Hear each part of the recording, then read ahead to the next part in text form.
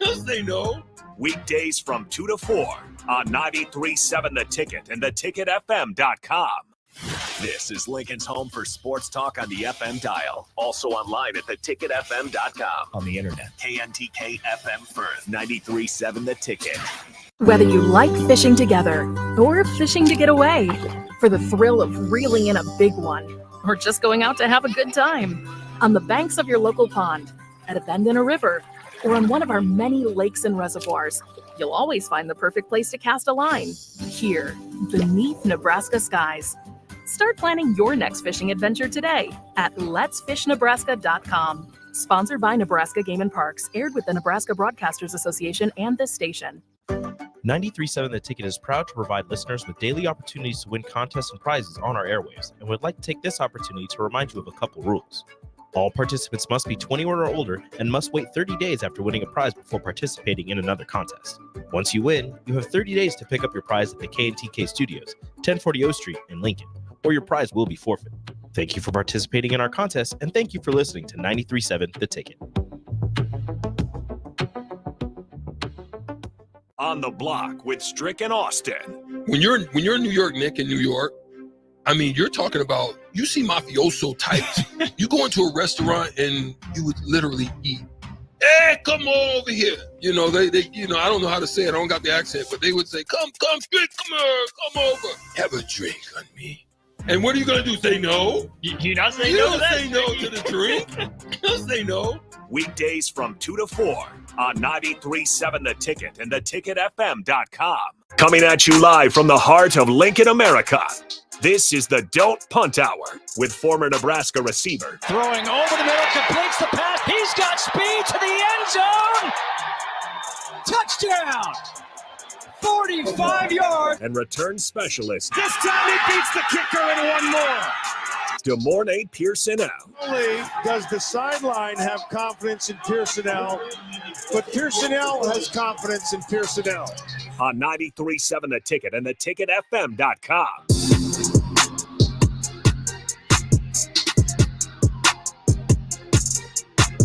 All right, welcome back in to Ticket Weeknights. Once again, Harrison Arns on the ones and twos. As always, we just wrapped up We Talk Facts at 6 o'clock every Thursday on a weekday, and they will be back again next week because we don't have Supernovas until this Saturday. And again, I think it's the next Saturday as well. So those guys will be live again next week. In case you missed it, that's We Talk Facts, Cluster Johnson, Eric Strickland. You can always go back and watch it on YouTube. But in the meantime, this is the Don't Punt Hour. We got the host, as always, DeMornay Pierson-El on the Allo VIP line, where they understand the importance of exceptional service with a local heart. And if you guys ever want to join in on the show to get the house cleaning out of the way, 402-464-5685.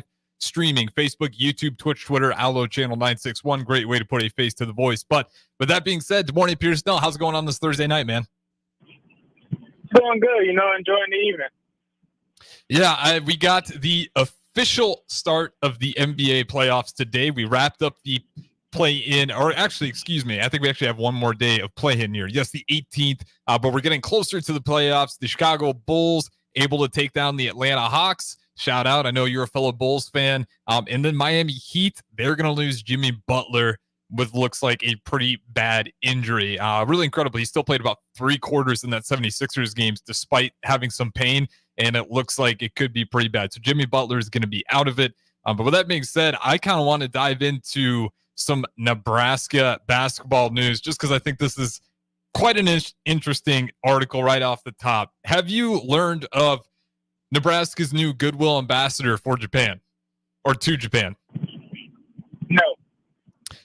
The new governor, Jim Pillen, he gave K-State Tamanaga. Let me make sure I get his titles correct here because I do not want to. Okay, yeah. So he gave him an admiral position in the Great Navy of the state of Nebraska, and with that, the ambassador of goodwill to Japan. I thought it was a cool move, just to kind of give him some more publicity.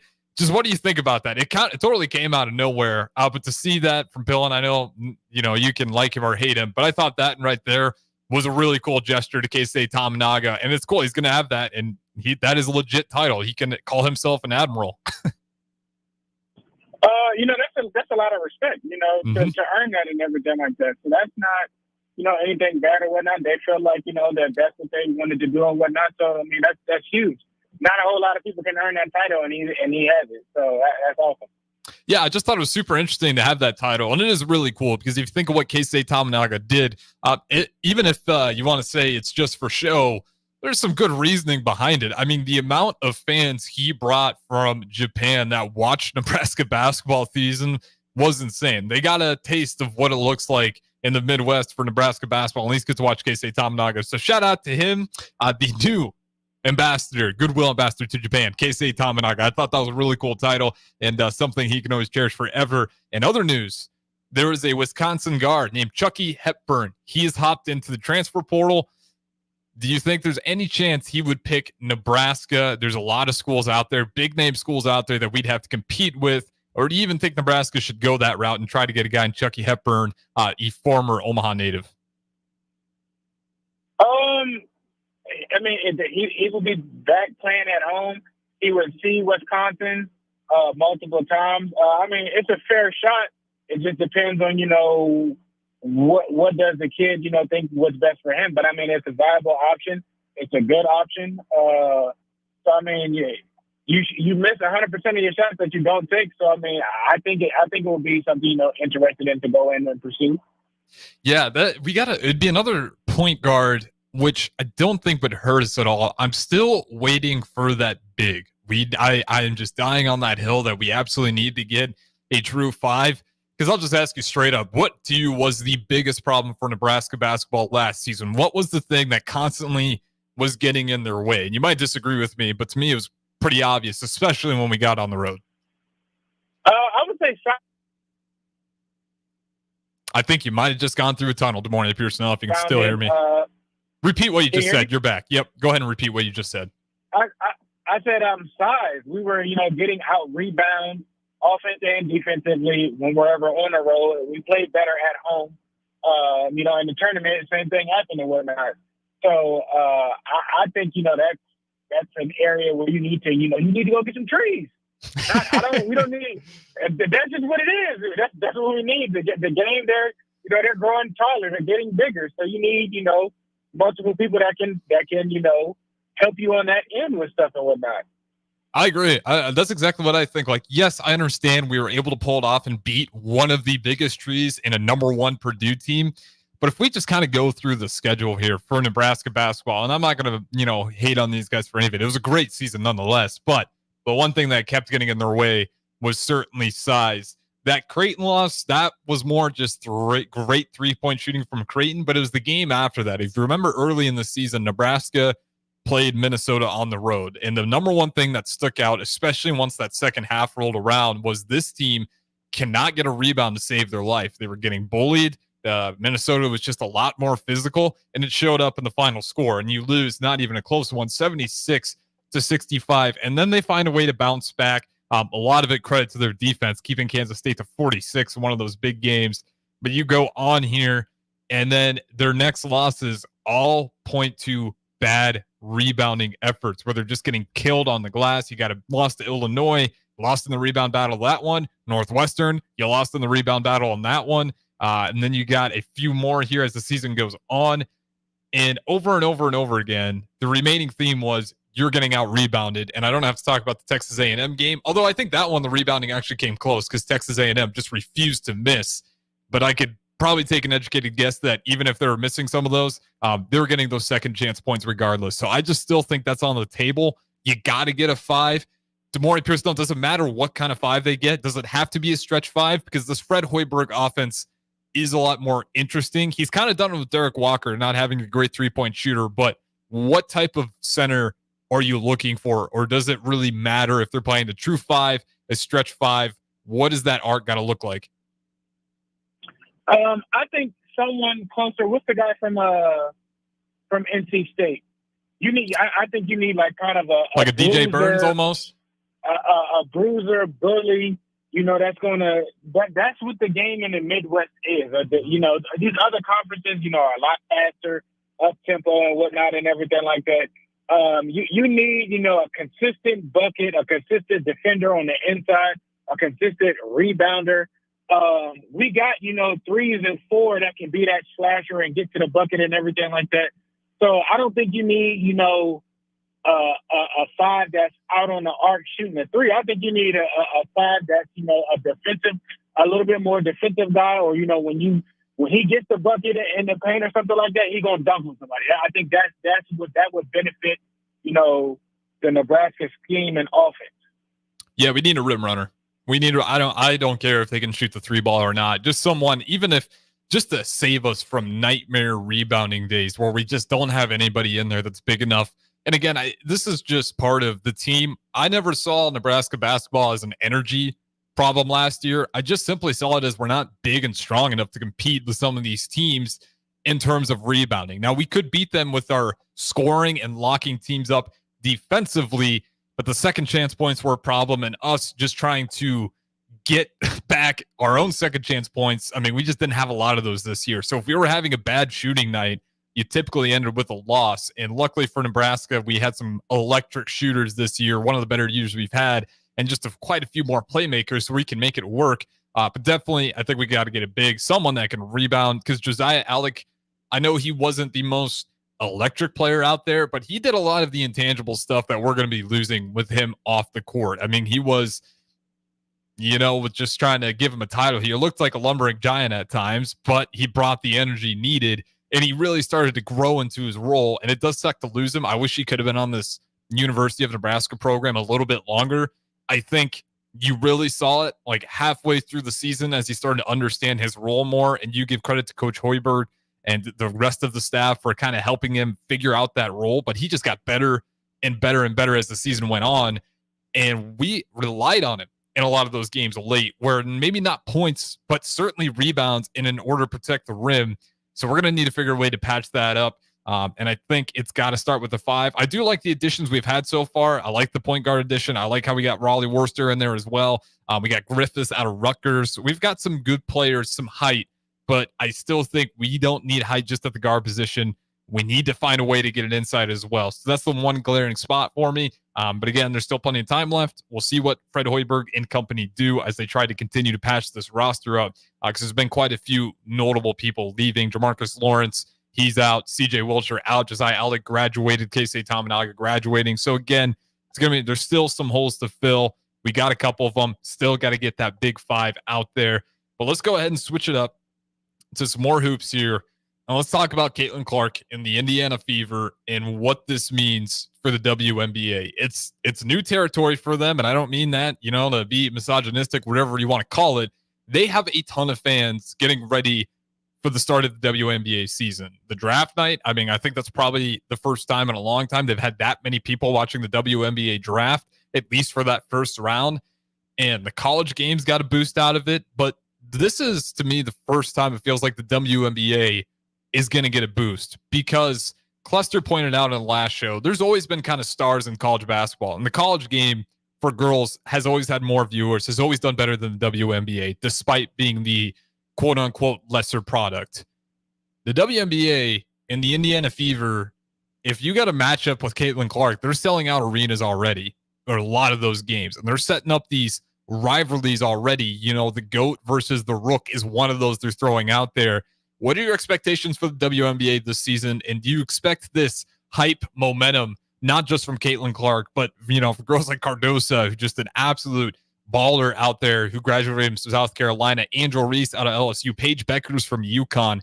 There's a lot of momentum. And what do you think their ability is going to be to capitalize on this? Are you optimistic about the WNBA's future, not just for year one, but continuing to build off it going forward? It's good for their game. It's good for, they're getting, the notoriety and everything like that. I think, with this new class coming in, they've had, kind of the face of change. And I think that's only going to help, the WNBA, evolve or take the next steps with, some of these, female athletes that have been, a little bit more spoken or a little bit more, charismatic with showing, who they are and whatnot. And people want to see that. People, they align with that. They feel more comfortable or feel like, these type of athletes, look like I do it, and they're doing that thing. So they're giving hope, So it's good for that. I think some of the older females are a little bit, I don't want to say jealous, but I think there's some envy. I think it's fair to say there's some envy, and I'll say it for you if you don't want to. But I can understand why for those guys as well. I can't even blame them for feeling a little bit envious because, man, there's been some great players in the past. They just didn't get any spotlight. But go ahead. Exactly.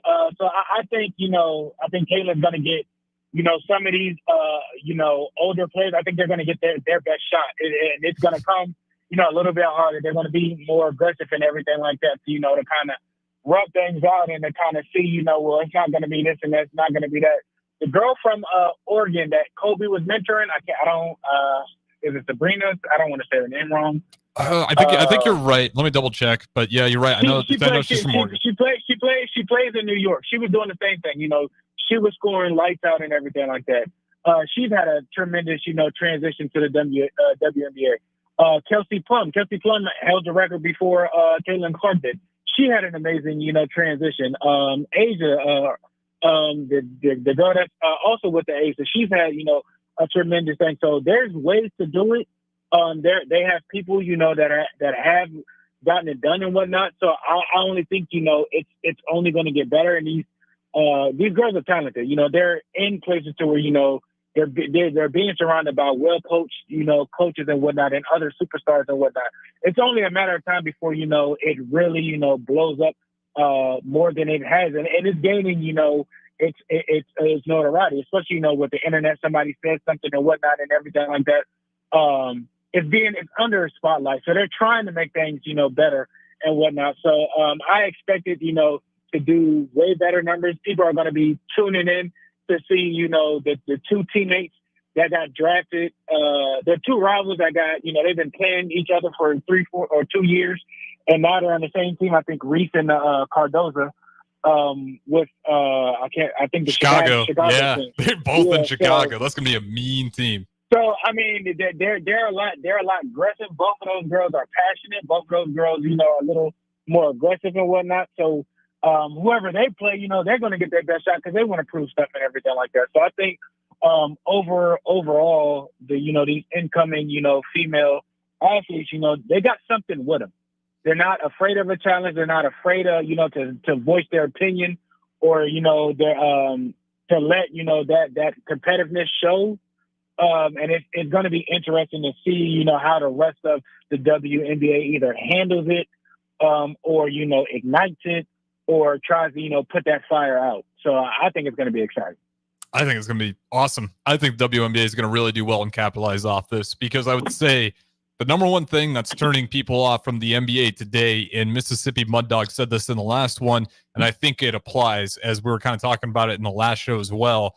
He states, I was a Kobe fan growing up. Every game, it seemed like he was going for the kill, competitive every single second. Now it's like dudes don't care. They got their money, and they were cool just being there. Zero pride or drive to win, just content. Hard to tune in for that. I watch much more college ball these days. And this is why I think the WNBA has got a real shot here, because people complain a lot about the NBA, and I don't think they're wrong. Like, when you have these players making millions on millions and millions of dollars, maybe that drive to be the greatest isn't there. You're already sitting on millions in the bank account. Some guys, it's definitely not going to phase them at all. They're still going to be hungry. They're still going to be absolutely dying to be the best player out there in the league. But I do wonder for some guys, especially as it doesn't happen early on and they kind of find themselves in this role position, it just becomes about, what do I need to do for job security so I can get picked up by the next team and still cash in a few $1 million, as opposed to just trying to be the best player I can for this team in order to win. The WNBA, some of those guys don't make more, just a little more than a teacher's salary. They're in that because they love the game of basketball and they're incredibly competitive about it. So now that, the Indiana Fever, for example, I think they had like 2 televised games last season. Now it's all but 2 that are going to be on national TV to watch Caitlin Clark. So you're going to have a lot of eyes on it.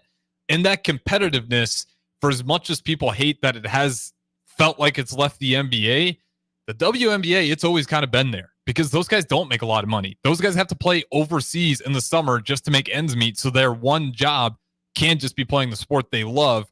And you're going to have a lot of veterans that feel like they should have had some of that spotlight to them, and rightfully so or wrongly so. You can decide that for yourself.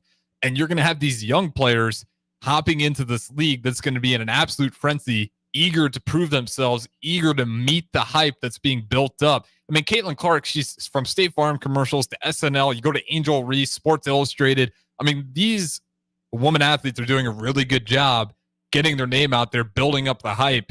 And I think it's going to sell. Like, I do think as it goes on, we're going to kind of see the WNBA be more competitive than the NBA, at least as far as the regular season goes. Because in the NBA, it's kind of been the same pattern for years. The regular season, people tune in for the first couple weeks just to see how teams look, how the new players look.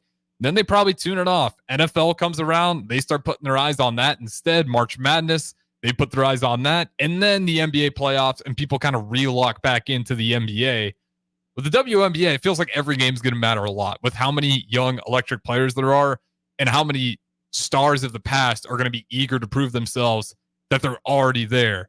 With that being said, good morning, Pierson-El, for the WNBA. Do you think Caitlin Clark's going to have a smooth road? I mean, there's odds out there. People are already picking her to win the MVP. I'm not that quite there yet with Caitlin Clark, but it is interesting. What do you think her road looks like in the WNBA? Is it going to be a fast start or kind of a slow grind? I think she's going to try and push herself to have that and whatnot. Hopefully she doesn't try and force the game. I don't think she's that type of player.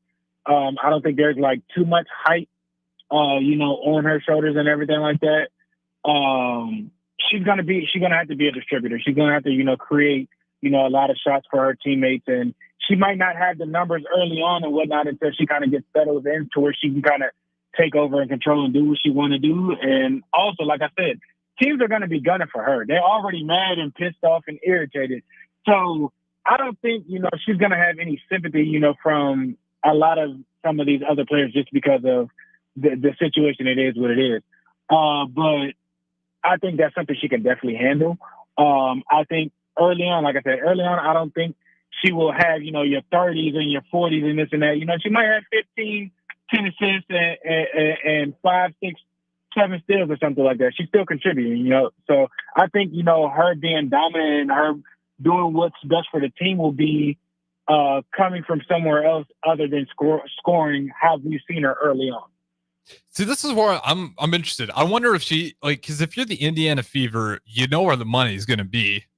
And unfortunately, probably the right way to play basketball might not be the most lucrative way. So I think Caitlin Clark, do you think she's going to pull back a little bit? Or do you think she's going to be herself and that the team and the coaches around her are going to kind of go ahead and promote? You want to take that 40-foot 3-point shot? I'll let you take it because right now you are kind of the face of this team. I don't think that they're going to shy away from that. I just think, other teams are going to be playing her way harder. Other teams are going to be all up in her. It's an adjustment. You're playing grown women now. You're not playing, college athletes. So early on, instead of maybe, going for 30 and 40, she's still going to get a shot. Mm-hmm. Now it might not be what we are casually or used to seeing from her day in and day out. She may more so have to, drive in the paint, dish it, assist more, so they're not going for, 35 points, 40 points a game and pulling from anywhere once you cross half court early on in the season. I think it'll get to that. I just don't think it'll be like that day one. Yeah, I'll be honest. I think she's going to come in there playing the exact same way. The question is it a Trae Young type of experience? Because Trae Young coming out of Oklahoma, everyone was incredibly excited. This is a guy that has just crazy range on his 3-point shots. He can take them from a ton of different angles. He was kind of the logo guy in college, is where he really started to pop off. He had a few shots from the logo, and everyone started talking about Trae Young. Caitlin Clark, kind of the same deal. I would argue she's a little bit of a better finisher inside, better distributor, but the shooting's kind of the same. And Trae Young shot 32% from 3 in his rookie year. Quite a drop down from what people were expecting. I think people were expecting maybe 35 at the minimum, and he took a significant drop. And I think a lot of that was it's tough to get wide open threes when you're playing in the NBA level. With Caitlin Clark, that would be the one fear I have. Is she going to tank her own 3-point percentage, just trying to be her at the WNBA level when those shots just aren't nearly as open as they were in college. And with that being said, we got through with the break. Unknown texter 3994. Got your text. Have no idea how to expand on that. I'll read it, but you got to expand on what you're necessarily asking there because it's not quite getting what you mean. But nonetheless, feel free to join in, and same for the streams. Facebook, YouTube, Twitch, Twitter, Allo, Channel 961. Great way to put a face to the voice. With that being said, we'll throw it to break, and we will talk to you guys in a little bit on the other side. Keep summer green with Judson Baleen and Judson Irrigation. More than 40 years ago, Judson Irrigation started taking in orphans. Lawn sprinkler systems installed by a quickie, cheapy summer job, install 'em and forget 'em outfit long forgotten. Call Judson Irrigation. They'll never forget you. Keep summer green. Call Judson Irrigation 402-420-6277 or judsonirrigation.com. Do you need motivation to get to the gym on the weekend or even in general? Tune into the Movement Hour each Saturday from 10 to 11 a.m. Movement Academy owner Robert Kuhlman will host the show as he introduces new ways to stay in shape. The Movement Hour every Saturday morning from 10 to 11 a.m. on 93.7 The Ticket and theticketfm.com. 93.7 The Ticket, Fox, KFXL weather. Sponsored by John Henry's Plumbing, Heating, and Air Conditioning. Your Lincoln forecast for today, we'll see a chance of showers this morning, then partly sunny skies this afternoon. It will be breezy too with the high around 58. Tonight we'll see increasing clouds and a low around 35. And tomorrow mainly cloudy skies expected with an afternoon high around 59. I'm meteorologist Kyle Tucker for 93.7 The Ticket and theticketfm.com. Hey, Nebraska! Register today for the 40th Annual Cornhusker State Games, taking place July 11th through the 21st in Lincoln, Omaha, and other Nebraska communities. The Cornhusker State Games features 70 sports for athletes of all ages and abilities. Price increases are approaching, so register early and save. For details, go to cornhuskerstategames.com. Special thanks to Platinum Partner Farmers Mutual of Nebraska, delivering dependable insurance coverage for your auto, farm, and home for over 130 years. Farmers Mutual of Nebraska, always alongside you. Wall-to-Wall Wine and Spirits is your place in North Lincoln to go for all your needs in wine, spirits, and beer. They also have a large variety of cigars in their walk-in humidor, and they have a top-notch walk-in, temperature-controlled, high-end wine room. Plus, you can enjoy free samples from their tasting bar. There's only one place to go for all your needs for spirits and cigars, Wall-to-Wall Wine and Spirits on North 27th Street in Lincoln.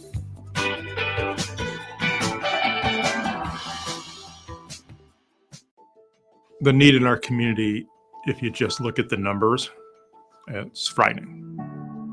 We're serving over 1,000 kids every day. With the passion of our people, I really feel like our potential to be of even greater service to kids and families who are struggling is just unlimited. But in order to have the greatest impact, we need all the help we can get from the community. Are you looking to get into the electrical construction industry or wanting a new scene? The Electrical Workers of Local Union 265 are now hiring licensed journeymen and apprentices and are offering great pay and benefits. Call Mike at 402-875-1034 to apply. Start your electrical career today. Sandhills Global is hiring. With their fast-paced, growing culture, they have hundreds of new openings in sales, marketing, traveling support, software development, web design, and more. Full-time roles offer a 4.5-day work week, along with flexible internships in most areas. Career and internship opportunities are available at our global headquarters in Lincoln, Nebraska. Find your fit today at www.sandhills.jobs.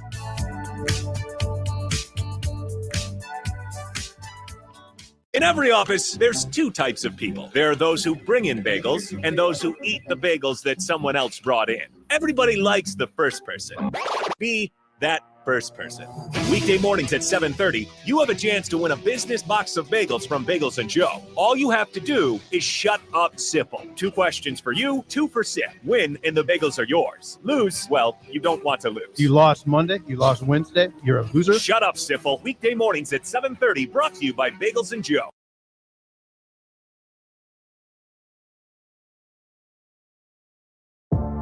Adoption of teens from foster. This is the Don't Punt Hour on 93.7 The Ticket and theticketfm.com. Here is your host, DeMornay Pierson-El.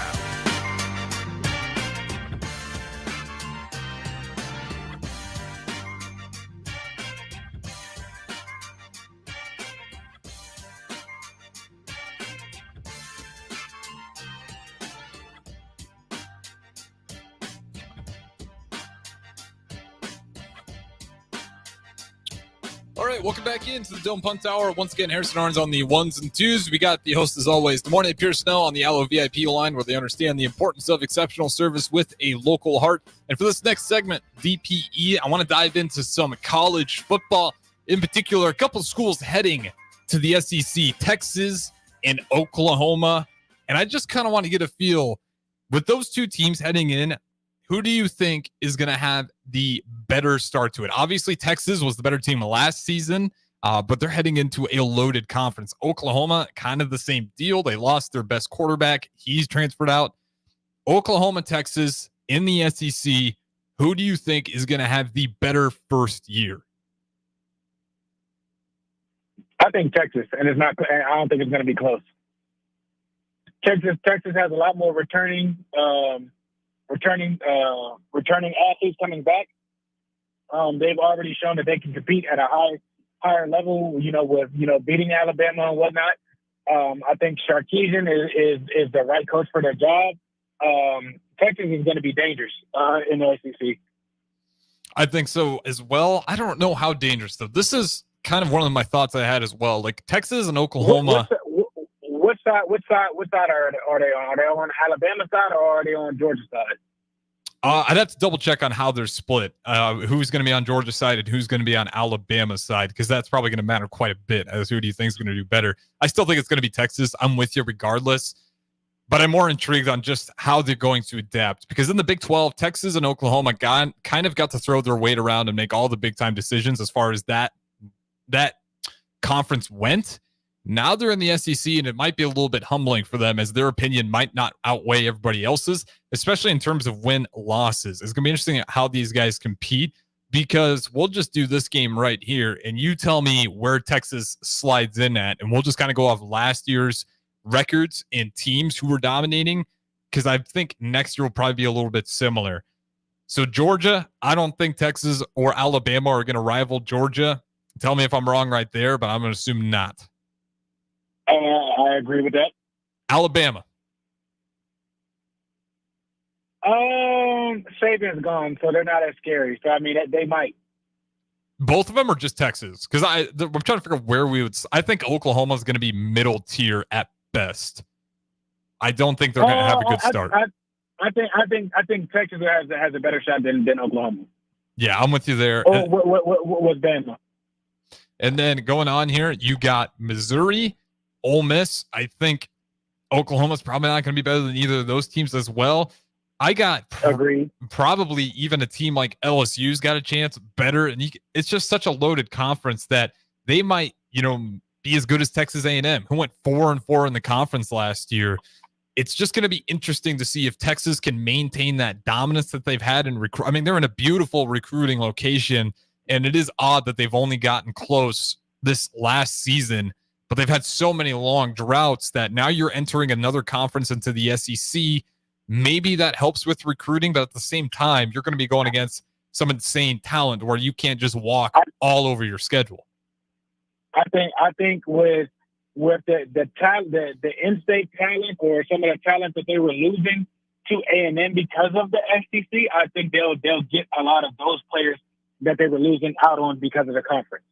And I think that will be a strong defining factor with how they do successfully, and not because you're getting the SEC type of players. You're at a good school. It's a good location. Austin is a beautiful campus and whatnot. You got an offensive coach who's played in the Super Bowl, who's coaching the Super Bowl, who's coach first rounder. So you're going to get a shot there. The things that they were missing out was not being in the SEC. Mm-hmm. So I think with them jumping and being in that conference now, I think you see a different Texas. Like I said, with Sarkisian there, I like him a lot. They're going to make me nervous for the next couple of years. Now they might, get 7-8 wins first year in the SEC. That's not bad. Yeah, that's not bad at all. If you get that's not bad at all. And I think I would say 7 or 8 honestly is the floor, depending on who their scheduler is. Yeah, I mean, if you win 8 games in conference play alone, you're going to be probably fighting for that number 1 spot, whichever side of the SEC you fall in. Georgia last year had 9. You would probably want to be on the Alabama side more so than not the Georgia side. As how things shake out now. Outside of Alabama, you still got to respect them because they do got players there. They do have a coach that just was right there from going to the national championship and whatnot. So he was in the national championship. Excuse me. Mm-hmm. So he can coach. But that's not his guys. It's a different change. Dudes, might not like, what's going on and whatnot. So there's turmoil there. So outside of them, I think Missouri is still on Alabama side as well. So them and LSU and Ole Miss. So the Alabama side is definitely stronger with, more loaded teams and whatnot. So and if you're on the other side, you've got to go through Georgia. Yeah. And nobody else really on that side really scares me. Yeah, the Georgia side is top heavy. Alabama's pretty strong all the way through. Just some question marks as to how Alabama, and might have to spend a whole episode one of those days on Alabama and what their expectations are. But for Texas, it's interesting because their schedule, it lays out somewhat favorable, but it's also just got some absolute, what you would call momentum killers. So their first game, Colorado State. Second game, they got to play Michigan. Game 2, the defending national champs. Are you high on Michigan next season now that they lost the head coach? I still think Michigan is above in a way, probably going to be the best team in the Big Ten next season. I think Ohio State's still going to be clawing to try to figure out a way to take down Michigan. And that's game number 2 for Texas.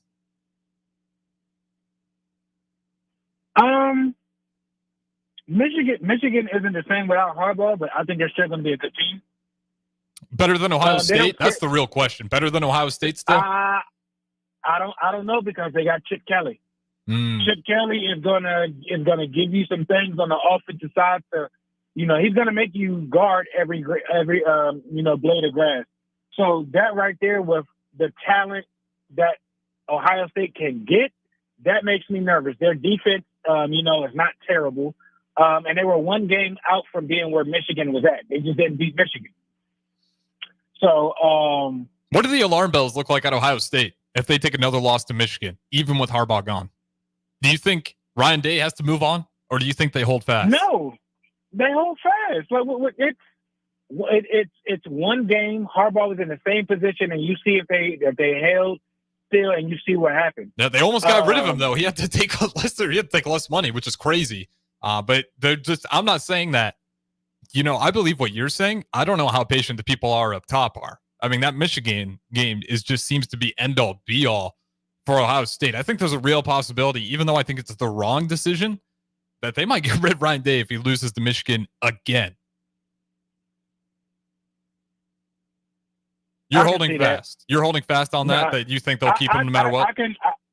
I can see it. I mean, you can with you being Ohio State, honestly, you can probably pluck, and with being in the Big Ten, you're probably, outside of Michigan, one of the top dogs in the Big Ten. You could probably pluck one of these coaches from another, or get who you want in there. So he's probably, his seat is probably warm. But I agree with you. Like, I don't think that's the right choice to move on from him. But people, we still recovering from what we did. But it happens sometimes. Yeah, we're still recovering. Crazy.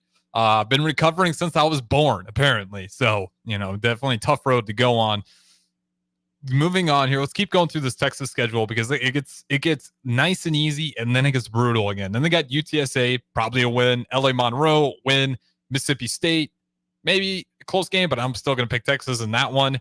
And then they got Oklahoma. This isn't going to go anywhere. That one's going to be entertaining. I'm probably still going to roll with Texas on that one, but the way it's gone in years past, if they drop this game to Oklahoma, they got Georgia, but at least it's at home. And then they're back on the road for Vanderbilt. They get Florida at home. Then they're back on the road versus Arkansas, Kentucky at home.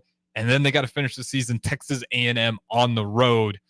So with these, just tell me how many losses you think Texas racks up here. Colorado State, Michigan, UTSA, LA Monroe, Mississippi State, Oklahoma, Georgia, Vanderbilt, Florida, Arkansas, Kentucky, Texas A&M. 402-464-5685. How many losses does Texas have at the end of the season? I think 3. I'm going to guess Georgia, Oklahoma, Michigan. I say Georgia. The Oklahoma one is a toss-up. You never know their rivals. It is what it is. It goes. It'll be 60 points probably. So that one, and then you said Arkansas and Kentucky. Yeah, they got Arkansas on the road, which is tough. I feel like one of them games late in the season, and just it's kind of Kentucky is an SEC team. Like, you know, they gonna battle through. They've been efficient. They haven't been, you know, terrible. And then, you know, Arkansas gonna hit you in the mouth. They're Alabama's little brother. Yeah. So it's just, I feel like one of those games they might slip up and lose one of those. I like the Arkansas pick. Arkansas is always a team that's tough to play. They regardless of what the record is, that is never an easy one for you, and they've been pretty consistent. Let's go to Oklahoma, because this is where it gets weird, and this is why I want to bring up the question in the first place, because Oklahoma's got a way better road. If they want to make some noise, especially it's going to be a 12-team playoff format, they actually got a way better shot, not only being in the SEC, but they're going to have a much nicer road, and they are on the Alabama side. Texas is on the Georgia side. So Oklahoma, much nicer schedule. They're going to start their season out versus Temple, back at home, Houston, home, Tulane, home versus Tennessee, on the road versus Auburn. They get to host and then Oklahoma gets to host Texas. They get to host South Carolina, on the road for Ole Miss, at home for Maine, and then they wrap it up on the road, Missouri, at home. They get Alabama. That's big to at least get Alabama at home. But then they got a tough one on the road at LSU. Now that you kind of hear Oklahoma's schedule, I think there's a chance Oklahoma's going to have a better season just simply by the way the schedule breaks out. They don't have nearly as many tough games. Even the games that are quote-unquote tougher, Oklahoma still is probably favored in most of those. I think them last four games that you just said, I think they won one game out of that last four. Last five. Maine. So you are hype on Maine. Okay, let's hear it. No. I'm saying they're Oklahoma will beat Maine, and all the other teams that you said after in that last four, they losing to. LSU lost, Bama lost, Missouri, Mizzou lost. They're not. I don't see them being, you know, more than one win in them last four quads, in them last four games. Yeah, it's going to be interesting, right? Because I do think where Oklahoma's schedule really breaks is what is that October 12th game going to look like in the Red Rivalry Shootout? Texas, Oklahoma, October 12th. You get to host it at least, but say you eat crow on that one. It's a bad performance. You got to pick yourself up. South Carolina isn't this horrible team. They can beat you if they're having a good day. Then Ole Miss has been pretty consistent. You hope to pick yourself up at Maine, but yeah, like you said, Missouri, Alabama, LSU. They're losing to Ole Miss. Ole Miss has been, you know, keeping up with Bama, you know, since Lane Kiffin has gotten there. So they're losing that one. South Carolina can shock you. They, you know, they have, you know, losing Spencer Rattler, but they're still good all around. They got plenty of skill players left. Yeah. So, I mean, I got Oklahoma losing 4 to 6 games. Yeah, I think if they're hot, they can try to pull it off. I don't like them against Alabama. LSU on the road is just a brutal environment. The fact that they got Missouri and LSU, they only get to host Alabama, that is a gauntlet. And you're right about Ole Miss. Sometimes I forget that Lane Kiffin, what he's been able to do and how much they keep pushing Alabama, especially as of late. And, you know, we might switch sides here and say that the Alabama side is going to be way tougher because, again, that Georgia side is just so top-heavy. There's good teams in there, but the Alabama side and Tennessee, we didn't even really highlight that, but that's going to be a tough one on September 21st. I forgot about Tennessee. Man. The SEC, I mean, do you like the way this is going before we go to break here with the two super conferences? Like, to see Texas and Oklahoma head to the SEC, to see Washington, Oregon, USC, LA, USC. With the SEC, I feel like they should have dragged them through the gauntlet, but I mean, the SEC is the NCAA's baby, so they're going to get their favor. You're playing Maine late. Like, what is that? They're not Alabama. They haven't won no national championship. What do you mean? These other teams are coming into the conferences and everything like that, and I mean, the NCAA is you know, serving them up on a platter too, because their schedules aren't terribly crazy. You're not, you know, going through the gauntlet, you know, facing some of the bigger dogs. You know, people want to see the games. People want to see excitement. We don't want to see, you know, some Pac-12 teams playing the same Pac-12 teams in the Big Ten? No. Throw the whole Big Ten at them and let them, struggle. But they ain't going to do that. I'm with you there. One thing about the SEC, do you think they need to go ahead and just play 9 conference games going forward here? Yes. Especially because, Yes. that is the one thing that you mentioned Maine. Yes. That's part of the BS that I think the SEC has always had the upper hand on. You have such a good conference. Why are you scheduling these, not to be bad, but let's be real, the SEC is kind of been the king of football for a while now, and you're only going to schedule 8. Meanwhile, the Big 12, Big 10, Pac-12, while it existed, I think even the ACC did it. They picked it up as well, if I'm correct. They all went to 9 games, conference games, and you got the SEC still just playing 8. They got to bump it. You have great teams, great matchups. To sacrifice one of those games for some mediocre just to pad the stats has always bothered me. Do you think they actually changed it, though? Not that you obviously want it. Do you think the SEC is ever going to get away from that?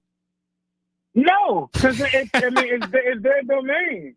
And you're not going to do nothing about it. They got, too many people in high power, so you're not going to get in there to make change or anything like that. So it's their show, and they're going to do what they want to do, and that's what they want to do. I unfortunately think you are 100% correct on that. That's what bothers me, because the SEC, there's so many good football programs, and the college football season, short enough as it is, to take one of those away is always just brutal. So hopefully, I don't expect it. Like you said, they got all the power in the world. If you're going to do that, then do that for all conferences. Well, that's not. The NCAA hasn't been great at officiating league-wide rules. That's also kind of part of the problem, is they let these SEC do whatever the hell they want because they bring in so much money, so they're so scared to tell them anything. And I guess rightfully so, because the SEC honestly could tell those guys to screw off, essentially, because they're on thin ice already, dragging their feet on the NAL thing. Now they got all this betting stuff going on, which I do respect them. They're trying to get a hold of it, but it's just kind of a little too late for the NCAA in terms of the respect they have with a lot of these conferences. Like, even if they wanted to push the SEC to do something, like you said, I think the SEC has all the power on the world. And if they want to play 8 conference games, they're going to play 8. Hell, if they wanted to play 7, they could probably pull that off too. But with that being said, we got to throw it to our last break here. This is the Don't Punt Hour with DeMornay Pierson-El, the host, as always, on the ILO VIP line. We'll throw it to break and talk to you guys in a little bit.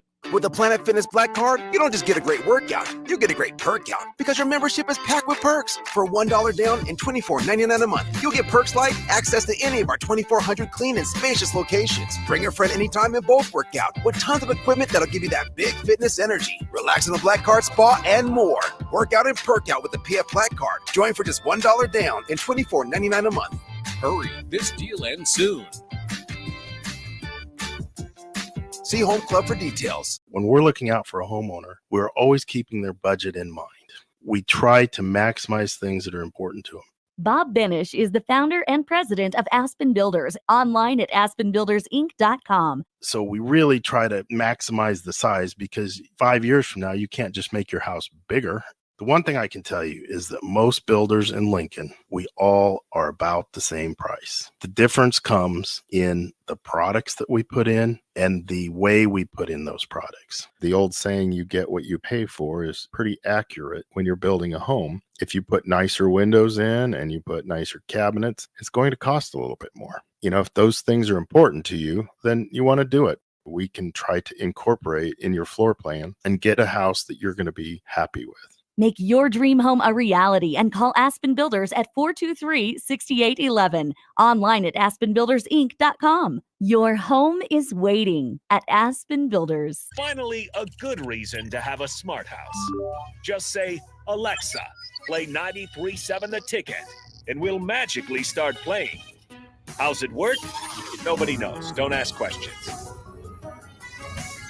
You're spending $300 a month. Binge drinking is the most common form of excessive drinking, which costs the United States more than $191 billion each year. By drinking less, you will save $300 a month. If you or a loved one is looking for help, find a treatment facility near you at findtreatment.gov.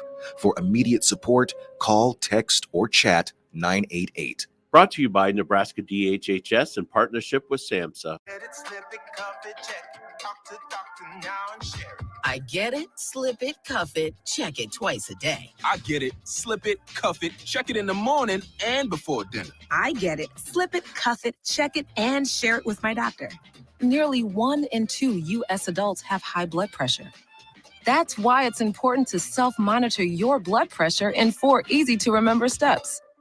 It starts with a monitor. Now that I know my blood pressure numbers, I talked with my doctor. We're getting those numbers down. Get it, slip it, cuff it, check it. Talk to doctor now and share it. Be next to talk to your doctor about your blood pressure numbers. Get down with your blood pressure. Self-monitoring is power. Learn more at manageyourbp.org. Brought to you by the Ad Council, the American Heart Association, and the American Medical Association, in partnership with the Office of Minority Health and Health Resources and Services Administration. Be a memory for your grandchildren. Among Nebraska adults age 65 or older, 47% report current alcohol use. Drinking too much can cause harm to children, family members, and loved ones. By drinking less, you will still be around for your grandchildren. If you or a loved one is looking for help, find a treatment facility near you at findtreatment.gov. For immediate support, call, text, or chat 988. Brought to you by Nebraska DHHS in partnership with SAMHSA. Sometimes I just cannot believe all the storms we've gone through here. I can only hope that we'll be able to leave this house to you one day, baby. You're our legacy. Planning for these disasters will make sure we're safe, and is the best way to protect that legacy. Protect your legacy. Visit ready.gov/plan for the tools and tips you need to start your emergency preparedness plan today. Brought to you by FEMA and the Ad Council. 93.7 The Ticket is proud to provide listeners with daily opportunities to win contests and prizes on our airwaves, and would like to take this opportunity to remind you of a couple rules. All participants must be 21 or older and must wait 30 days after winning a prize before participating in another contest. Once you win, you have 30 days to pick up your prize at the K&TK Studios, 1040 O Street in Lincoln, or your prize will be forfeited. Thank you for participating in our contest, and thank you for listening to 93.7 The Ticket.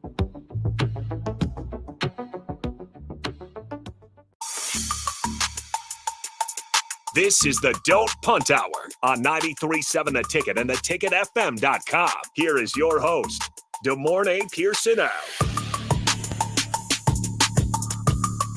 Welcome back in. Final segment of the Don't Punt Hour with the host, as always, Pierson-El on the Allo VIP line. And to wrap this thing up, we got a little bit of time here, but not only do we have the NBA Finals coming on, we got the Olympics coming up ahead here as well.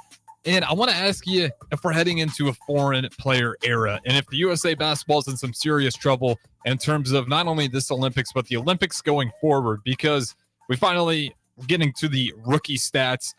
Victor Wembanyama pretty much dominated in every single one but assist. And in that one, he was second. So still pretty much in all Victor Wembanyama year in terms of rookie of the year numbers.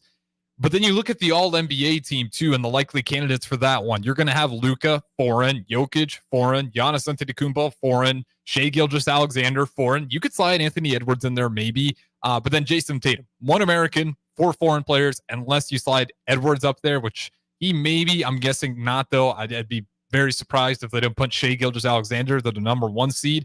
But that's 4 foreign players and 1 American player. And you're going to have these Olympics coming up, and you look at teams like Canada, you look at teams like Serbia, they got some guys, not just Jokic, but around that. Are we losing our edge in the basketball world as USA being the dominant basketball country? No, I don't think so. There's always been a push with, a different European style with them playing and whatnot. American players kind of struggle a little bit more just, with the tempo of things and whatnot. It's different.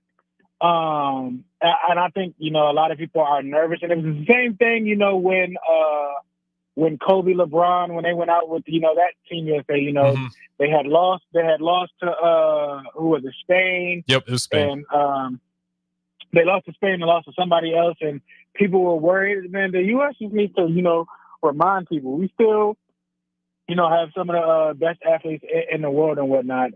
Yes, they have, some of these, superstars here and there. That's good for them. Just right now, they hot. We got dudes that's hurt, and some of these, European players, they're on the best teams for putting them in the position. So, I mean, it is what it is. But I mean, you still can't put things past Steph Curry. You still can't put things past LeBron, KD. So I mean, we got heavy hitters for a heavyweight match. You know what I'm saying? So I think it's going to be interesting, and I think people are just they're a little bit worried more than they have to be. I'll push back a little bit on that. I still think the U.S., I think you're right. Top to bottom, overall, the U.S. is still by far the best basketball country in the world. We just got a lot more athletes over here that play that sport growing up all their lives. And as we just always had great athletes here in the U.S. as well. And we get some phenomenal basketball players. But I'd ask you this, who should be the next face of the league? Because we're getting in an era here where we're going to lose Kevin Durant, we're going to lose LeBron James, we're going to lose Steph Curry, and on and on and on.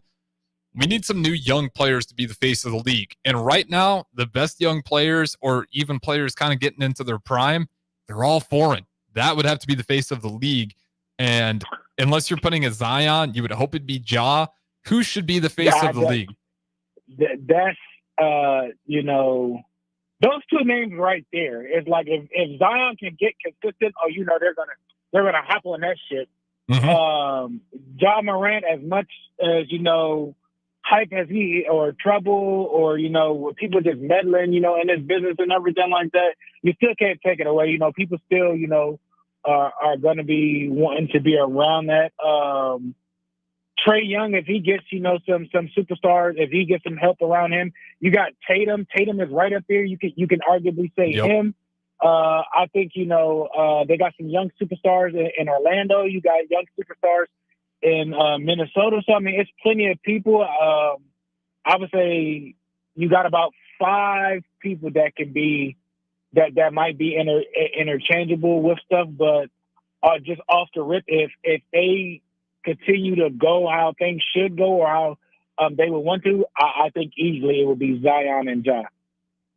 Yeah, I think Zion, thankfully he had a healthy go, but he came out hobbling in that. Of course, he gets hurt in the play-in game, which just sucks to watch if you're an NBA fan, because the guy's got all the potential in the world. Still young, very young, and that's why I think people ready to give up on Zion need to slow down and be happy he had some, for the most part, pretty healthy season. Finally showed some improvement, just being able to stay on the court. Unfortunately, goes out with a little bit of a hobble in that play-in game, but maybe he'll back to have another chance here, and I think he will be. But I think it's got to be Tatum. You mentioned him. He's got a golden opportunity. Number 1 team overall in the NBA, not just the East, but the entire league, best record. You're going to have a chance to really, if you can go successful, if you can win this finals, MVP finals, and then go play for Team USA and dominate in the Olympics, that's your face of the league, I think. And you're doing it with like a true blood organization. Like it's like, I think, a lot of people hate on him just because they're like, oh, we want you should be doing this. You should be like, for what he's done, for what his team and how young they are and the coaching stuff and everything like that is happening. It's like, come on now. Like, we've been here before. We've seen this before. I mean, I'm not trying to compare him to LeBron, but are they not on similar paths early on? Like, come on. I'm so glad you said that. We got to wrap up the show, and I wish I could expand more. But yeah, that's a super young team. Like, people are like, oh, the Celtics, they're done. I think maybe they make one change, and maybe that changes Jaylen Brown. But for the most part, that is a young roster, and they're the number 1 team overall in the NBA. And they're going to have more chances at it. Even if this year, I think it'd be the biggest failure by far out of any of the teams in the playoffs. But they're young. They can reload and try it again next season. Now, if it's 2-3 years down the road and they're still banging their head on the Eastern Conference Finals, then we might need to pivot. But I agree with you 100%. That's a young team. We don't need to panic on them just quite yet. But that's going to wrap it up for the Dumb Punt Hour. Shout out to Mornay Pierson-El, the host, as always, calling in on the Allo VIP line. Harrison Arn's on the 1s and 2s back to 1040 Ticket Studios. Appreciate you guys listening. And we have In the Trenches with Nuri and guest Casey Rogers up next. So don't go anywhere. We'll talk to you guys in a little bit.